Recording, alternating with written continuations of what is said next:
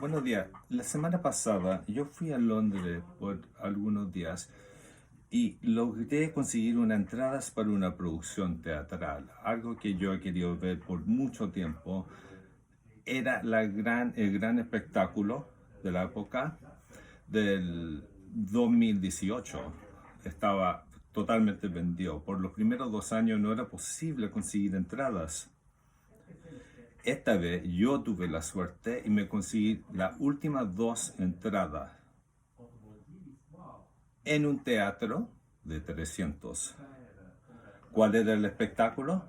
Pues era Hamilton, la historia de uno de los padres fundadores de América, el primer secretario del Tesoro estadounidense, alguien que diseñó un trato importantísimo, un trato que dividió a muchos políticos en esa época. Pero ¿cuál fue ese trato?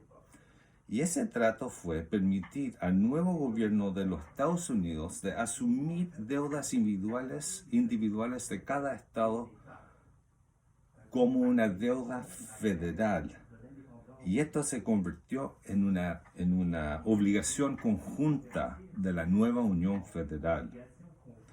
Y esta etapa es visto como una de las más decisivas hacia la creación que eventualmente se convirtió en el sistema de gobierno estadounidense.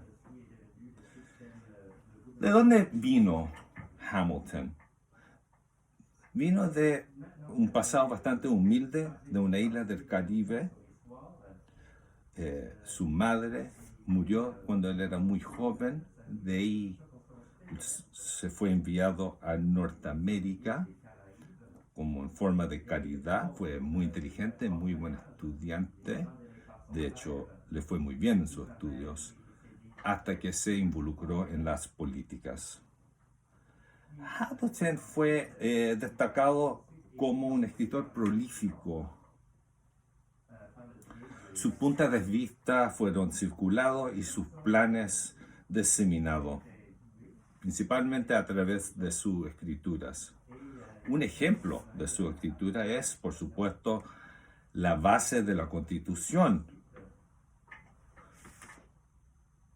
Y esto vino en la forma de un grupo de ensayos conocido como los ensayos federalistas. Habían 85 de estos ensayos, 51 los cuales fueron escritos por Hamilton. Bueno, ahora los argumentos a favor y en contra del gobierno que asuma la mutualización de deuda de Estados Unidos son varias. Eso fue en el año 1887, pero hoy son muy parecidos a lo que escuchamos en la Unión Europea. En aquella época el estado más grande y más rico era Virginia, muy parecido a lo que es Alemania hoy en la Unión Europea. Y como lo de Virginia, los alemanes son muy prudentes y no muy inclinados a asumir las deudas o obligaciones de otros.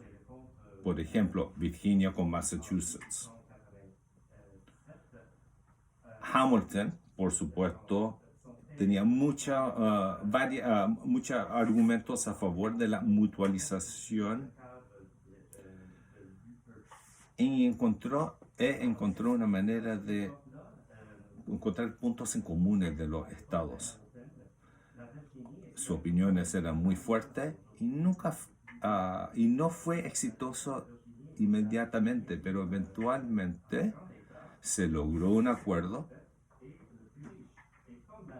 en una cena privada con 3 de los padres fundadores principales, Madison, Jefferson y Hamilton, en Nueva York, la ciudad de Nueva York. Qué escena más interesante, ¿no? No solamente lograron un trato en asumir la deuda, pero también en mover la capital de Nueva York a Washington, D.C. Ese compromiso es conocido como uno de los compromisos más relevantes en la historia americana. De hecho, hay una canción en el musical que cuenta esa historia, que se llama In the Room That It Happened, en el cuarto a donde ocurrió. Hoy, en la Unión Europea, el momento hamiltonio es algo que uno escucha bastante, y esa conversación sigue.